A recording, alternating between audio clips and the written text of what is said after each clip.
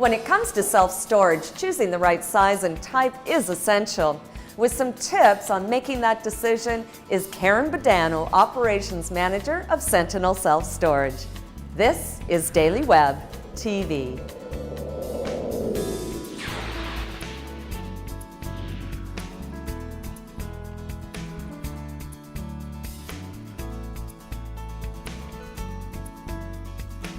Karen, one of the most tricky things I would think when it comes to deciding on self-storage is how much space do you need? You're standing in your home, you have no idea. How do you help with that?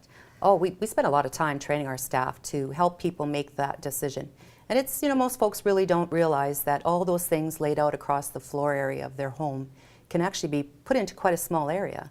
So our staff will ask a lot of good questions to determine the size of their furniture, how much furniture is coming in, how much of it will be boxed, how often will they access it. Because that's also a component we want to consider, that if you're not accessing it because you're going on a 6-month vacation to Europe, then you can pack it really nice and tight and take advantage of the savings of that. Makes sense. So if you're not touching it, pack it high and deep. That's right.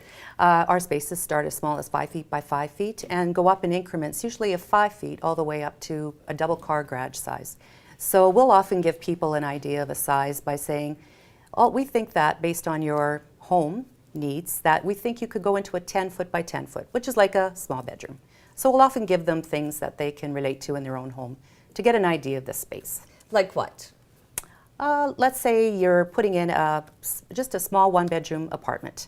And we know that with the average amount of furniture in a one-bedroom apartment, that it would fit into a 10 foot by 10 foot space. There's 8 feet high, so you can pack it up nice and tight and save yourself some money instead of having to take too big of a space and only filling it halfway up.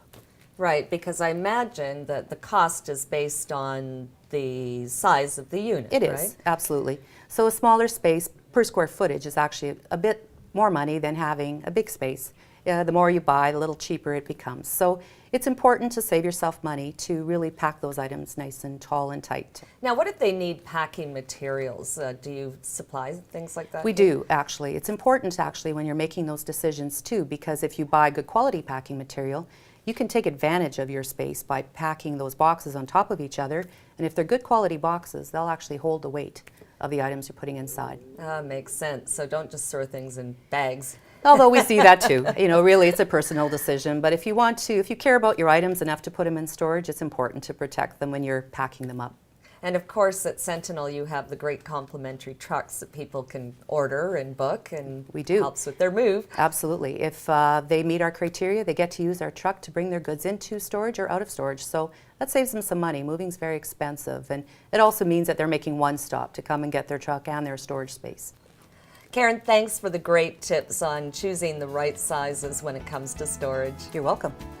For more information and to get some help from the Sentinel consultants, visit sentinel.ca. Keeping you informed, I'm Sheila Clark, and you've been watching Daily Web TV.